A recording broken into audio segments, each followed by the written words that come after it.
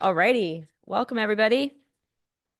We will go ahead and get this meeting started by observing a moment of silence, followed by the Pledge of Allegiance.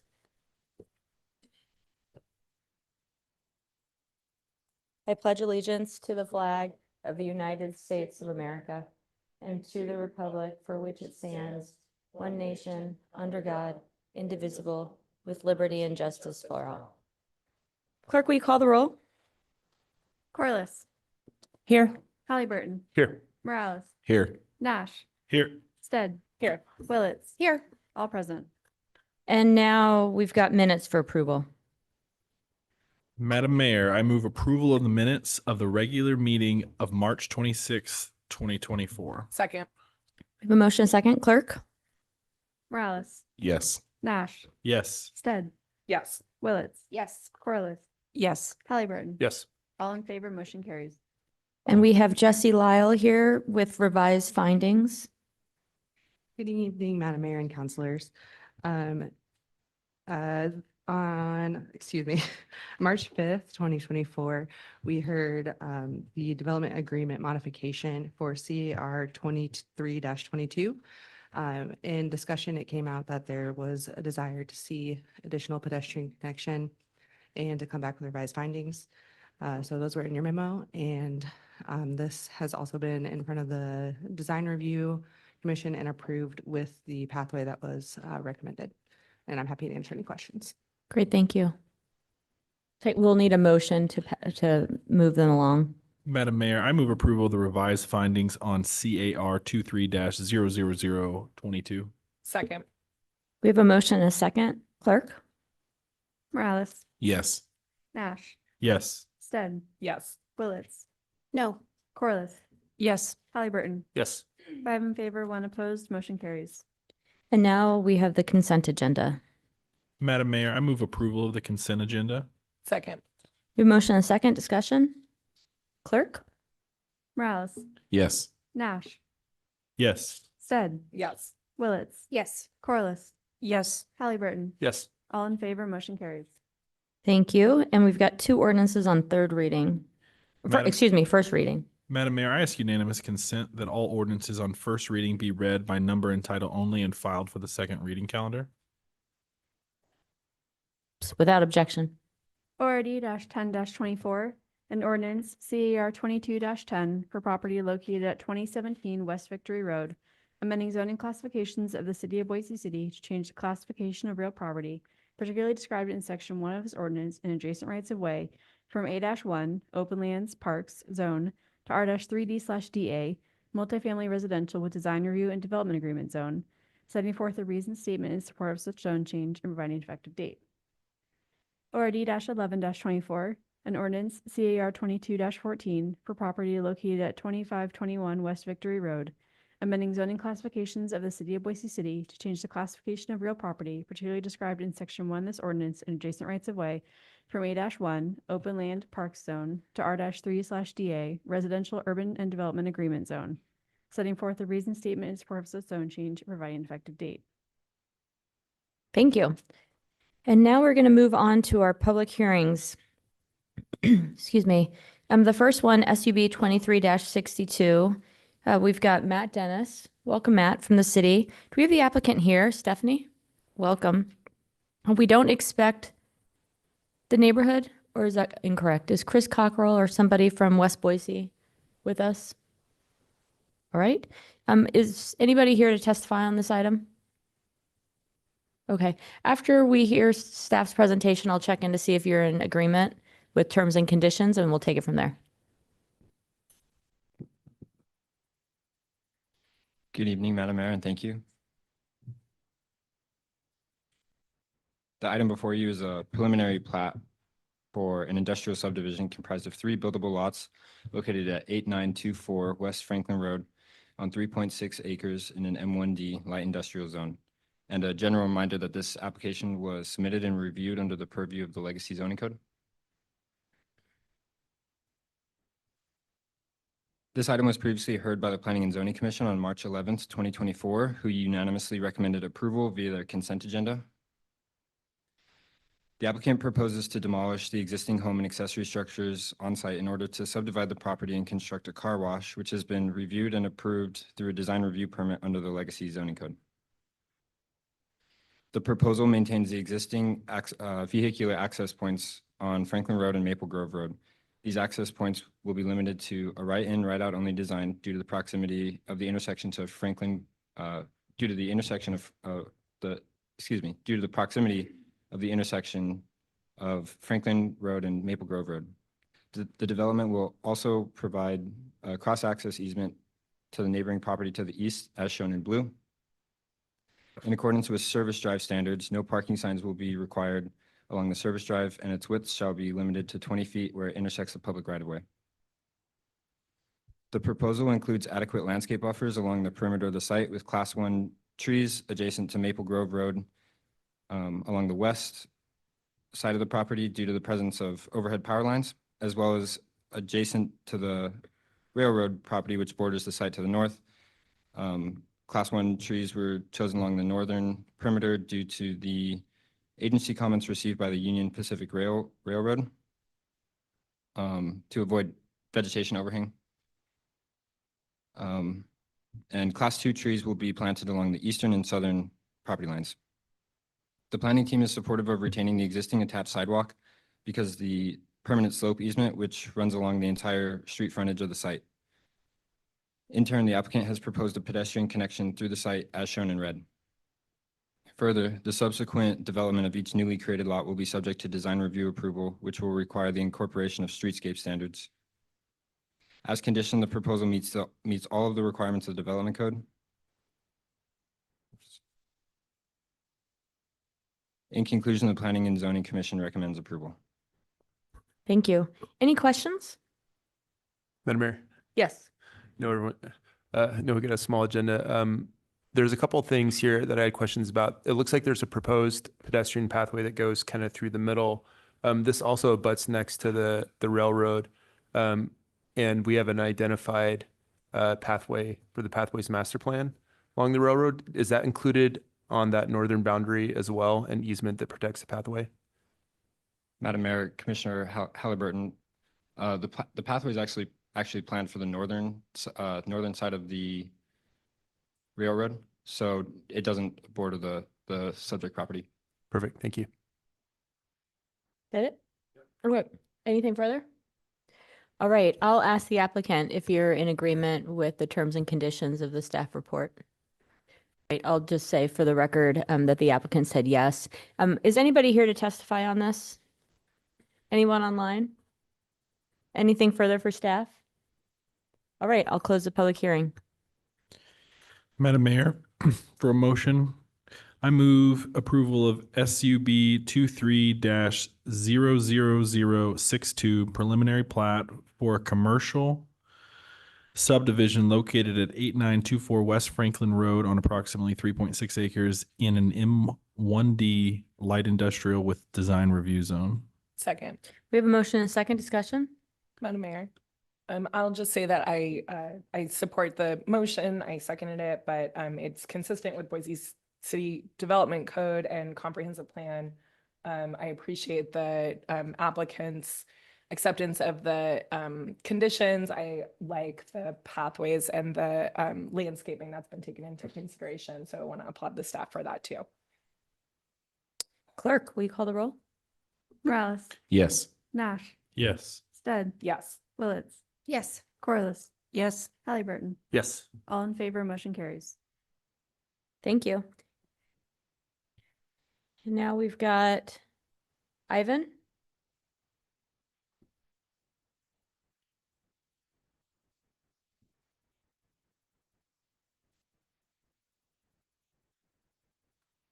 Please go ahead and introduce yourself. And in the meantime, this is CVA 23-24. This is an appeal, so we will hear from city staff and then the applicant / appellant. Wonderful. Anna Marie Vargas, great. And then Neighborhood Association, is that you, sir? Okay, so you're here. Oh, are you Kevin Wilson? The member of the public we expected. Great. I don't know, is the Neighborhood Association online? All right, so we'll hear from staff, then the applicant slash appellant, and we'll hear from the public, and then we'll wrap up with closing comments if needed. Good evening, Madam Mayor and Council. I'm Ivan Kowalczyk, the newest city planner with the Planning and Zoning team. And the item before you tonight is CVA 2324. This is an appeal of the Planning and Zoning Commission decision of a variance at 3124 North Crane Creek Road to encroach within the interior side setback in an R1B zone to construct a 365 square foot accessory dwelling unit. On January 8th, the Planning and Zoning Commission voted to deny the application, and on January 18th, the applicant appealed this decision. The appellant's grounds of appeal are summarized on this slide and with a detailed analysis in your project report. Staff's decision to recommend denial to the commission has been attributed to the location of the proposed ADU and its proximity to the existing retaining wall. As detailed by comments submitted by Public Works, Hillside, and Drainage, additional engineering studies would be required to ensure structural stability of the retaining wall would remain with the presence of an ADU. This additional engineering was not provided to staff by the applicant. Site topography around the main structure has already been graded to construction standards for the main dwelling. A gradual 2% slope southward exists at the southeastern portion of the property, but significant sloping that would hinder development without significant remediation does not begin until the portion of the property is within the floodway zone, which is a non-buildable zone. Alternative building sites for the ADU were both within the main dwelling and separate but attached to the main dwelling were discussed during deliberations at the January 8th hearing. The proposed ADU will be within the floodplain and is required to meet Boise City floodplain ordinances. Per floodplain manager comments, 3 elevation certificates will be required for the construction of the ADU, and the ADU will need to comply with 2015 Boise City floodplain standards, requiring the top of the bottom floor and all mechanical equipment to be elevated a minimum of 1 foot above base flood elevation. Documentation shall be provided to ensure the project is not of a substantial improvement. If the development it classifies as a substantial improvement, the ADU and main dwelling will need to comply with current floodplain standards and raise 2 feet above base flood elevation. The appellant also claims that a detriment to the privacy and right to quiet enjoyment for the adjacent property owners is not substantiated within planning code, as highlighted by testimony in opposition from the adjacent neighbor. Infringement upon the privacy of an adjacent neighbor would occur with this proposed project. In conclusion, the appellant has failed to meet criteria to reverse the decision, and planning team concluded no error occurred during the planning and zoning hearing. Therefore, planning team is recommending council uphold the planning and zoning commission's denial of CVA 2324. Any questions for staff? All right, we'll go ahead and hear from the applicant. Welcome. Thank you. This is my first city council hearing, so that's exciting. Good evening, Madam Mayor and city council members. Thank you all for your time this evening. My name is Anna Marie Collins with Ethos Design Remodel, 2999 West Moore Street. We contend that our team was advised in a pre-application meeting on August 24th to submit our application under the old planning code, as it would provide us with the option to appeal the Planning and Zoning Commission's decision. However, we believe that had we submitted under the new planning code, it would have been more conducive to meeting the city's goals of creatively adding additional housing through a low-impact infill project within a highly desired and connected neighborhood that lacks housing choices for low-income families as well as those seeking housing options to accommodate for age and place mobility needs. One of the key reasons for our appeal is the decision rendered before conducting a comprehensive engineering evaluation. Our intention was to ensure that all safety requirements were not only met, but also substantiated through engineering analysis before the submission of the building permit application. Per the planning and zoning analysis, the planning team identified potential safety risks with the existing retaining wall. Comments from the Public Works engineering team confirmed additional engineering would be required. It is our assertion that the decision of whether or not the granting of the variance will not be materially detrimental to the public health, safety, or welfare could not be fairly rendered without said engineering being present, and thus was an arbitrary decision. We respectfully request a thorough review of this aspect of the decision to ensure that it aligns with the established planning regulations and guidelines. We also submit this appeal with the assertion that the granting of the variance does align with the principles set forth in the comprehensive plan. It promotes a creative and efficient use of the existing lot to accommodate an additional housing unit, which is in line with the broader goals of urban development and housing accessibility advocated by the newly adopted comprehensive plan. In conclusion, we firmly believe that certain aspects of the staff report seem to have unfairly influenced their decision not to approve, even though these concerns could have been readily addressed once the complete engineering package was submitted. We're committed to addressing these issues, and thank you all for your time. Questions for the applicant? Madam Mayor, so which parts of the staff report are you seeing as inaccurate? Our main issue is that the engineering concerns used in deliberations should not have been a part of the denial. Okay. Madam Mayor, follow-up question. In the initial meeting that you said the staff had suggested you could appeal the decision, did they suggest that appeal would be approved? No. Okay. Okay. Madam Mayor. Yeah. So if staff made a recommendation that you should apply under the old zoning code because you could appeal, doesn't that infer that the application was going to be denied initially? I think it did infer that there might be some resistance. I don't think it necessarily stated we'd be denied. They did suggest we go through the whole process and follow everything through and kind of see where it landed. Are you making any assertions that if had you applied under the modern zoning code, that this might have been received different treatment? Because it's my understanding that we have the setback requirements would not be met under the modern zoning code as well. That's correct. I believe it was, we believe it might have been considered to more meet the city's goals of creatively adding additional infill housing.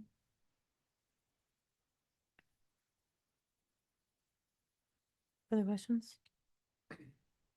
All right, thank you. Now we will hear, I just have to confirm the neighborhood association is in here. Are you with the neighborhood association? Okay. We'll go ahead to the member of the public, Mr. Wilson. And are you here to testify on this? Okay, right. Good evening. Also, my first council meeting, very exciting. So my name is Kevin Wilson. I live at 3120 North Crane Creek, along with my wife Casey and my teenage daughters Ellie and Ava. Thank you, Councilman and Mayor, for being able to speak tonight. Just really quickly, the reasons we are opposed to this and support the decision of the Zoning and Planning Commission is really, we are concerned about our privacy with this new addition being within about 10 feet of our house. We feel that's a fire risk for our house. I feel like it definitely affects our property value. It does affect our flower bed, and the house involved already has a very large footprint of over 5,000 square feet in an area with homes that are generally about 15 to 2,500 square feet. There's an alternate site identified by the Planning and Zoning Commission that is adaptable. So I would urge you to please support the decision, the unanimous decision of the Planning and Zoning Committee to deny this proposal. Thank you.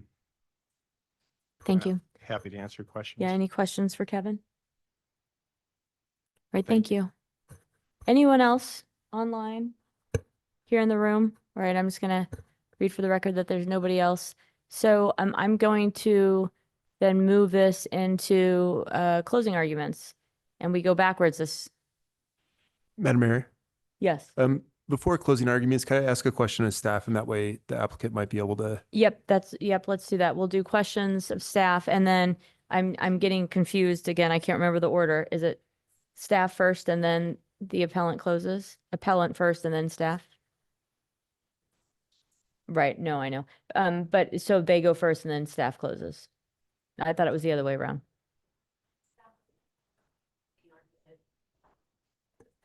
Oh, great.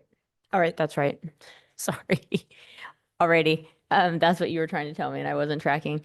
So we'll do questions with staff and then we'll hear from the applicant slash appellant. Madam Mayor, I read through the transcripts, pretty thoroughly. I did want to follow up on something that I didn't see in there that Council President Nash kind of brought up. And I think it was the difference between the old zoning code and the new zoning code. And I want to make sure that like we don't make decisions based off of one that it's not applied under. But my understanding is the old zoning code that this is under require the 10-foot setback. And then my also understanding is the new code also requires the 10-foot. So like there actually isn't any changes with the setback, or has there been modifications? Madam Mayor, Councilman Halliburton, no, there have been no changes to the setbacks in the R1B zone. This setback for the interior side is still 10 feet. And so when we had those original meetings, I guess the advice was this was probably your best path forward because otherwise staff probably wasn't going to approve it. So this was their only way of actually getting to council to ask for that appeal. Is that why that recommendation was given? Madam Mayor, Councilman Halliburton, that is correct. And thank you. I appreciate that. And I guess the final question is, and the reason why is because at 2.5 feet, which isn't just like a little bit of encroachment to the setback, but actually like majority of the setback, it probably wouldn't have gotten a staff approval. Madam Mayor, Councilman Halliburton, that is correct. The amount of the what they were asking for into the setback warranted a public hearing, and then from there on, it went forward with from Planning and Zoning Commission to appeal. No, I just want to clarify, and I think I can answer your question, council member. In the new zoning code, if this plan was submitted with the same changes to the required setback required by the new zoning code, it would not have been able to be approved at the staff level. Gotcha. Great. Thank you. That's all I got. Madam Mayor, Yes. yeah, if I may ask, was there an alternate solution that was proposed? Madam Mayor, Councilwoman Corliss, there were several I'm going to jump in here just because yes, there was an alternate solution. However, what we have to decide tonight is based on the proposal that's in front of us, whether or not staff or then in deliberations, Planning and Zoning Commission made any arguments that we can't choose between alternates. Oh, yes, yes. But I didn't want our team to start going through them. Yes, they were proposed. But it's more the matter of the deliberations and decisions than the proposals. So Anything else? Okay, we'll hear from you. And if you're wanting to add in comments on any of the questions you heard, feel free. We don't have any additional comments at this time. Thank you, Madam Mayor. Okay, thanks. With that, I'm going to go ahead and close public hearing. Madam Mayor, for a motion, I move that the appeal of the Planning and Zoning Commission's denial of a variance at 3124 Crane Creek Road be denied and the decision of the commission be upheld. The request did not meet the required findings for approval of a variance. The action taken by the commission was supported by substantial evidence and was not arbitrary or capricious. Second. And if I could just make some comments on this, I am always eager to try to find ways when I see something like this in our public hearings to get another house there. I just don't think it's going to work there. And I commend the appellant for the work you do, and we really appreciate it. There's an ADU going up in my neighborhood done by you. You do great work, and I want to see more of it. I just don't think it's going to work in this particular circumstance. Madam Mayor, first, I think we had 3 first-time council meeting attendees tonight. So you all did really great. Thank you for being here. That's right, our staff's first time. Yeah, great job, Ivan. And I am supporting the motion. Our number one approval criteria is that there needs to be a hardship or an exceptional circumstance. And I'm unable to find that in this location. It sounds like it's really just the homeowner's preference that it not be there. But that to me does not, that's not adding up to a hardship or exceptional circumstance. So for that reason, I'm supporting the motion. Madam Mayor, just a couple more comments, I think very consistent with my fellow council members. It is an appeal, so our decision is very narrow. Like, did planning and zoning make a mistake? Did they evaluate whether or not there was a hardship? Did they do all these things? And from what I could tell, reading through all the transcripts, they did everything very thoroughly. They followed code. And really did a good job at making sure that everything was addressed, and even tried to explore, I think, some other gray areas. The third option that I'm always a big fan of can you figure out a different way to do this? I think, want to give direction where I can, both to developers and to staff. If it's just a small, like if we're trying to get something really good and we have to fudge the line just a little bit in order to do it, like those are the types of things I think that we all want to see because we want to see more housing in the community. This was a pretty big jump for not an existing structure, but actually a brand new built structure going 2.5 feet from the line. And that's not just a foot, it's not just a couple feet, it's actually majority of that space. And so I want to make sure that we're setting people up to succeed in the future. And if it's that small of a space, I'm guessing there's going to be some challenges if it's not a pre-existing structure where that space was there already. And so I just want to add that to the record as people are looking at these types of developments going forward. We do want to see them, but we do want to make sure that, you know, we're working together and not going way outside of the bounds that we just passed recently to get it done. All right. I won't be voting, but I do want to say that setbacks aside, this design approach, attempting to do an ADU on the side of a home, I appreciated because it is different. You're demonstrating that you're thinking about how on a different lot, this could very well work if it was within, or as Jimmy said, a little closer to the required setbacks.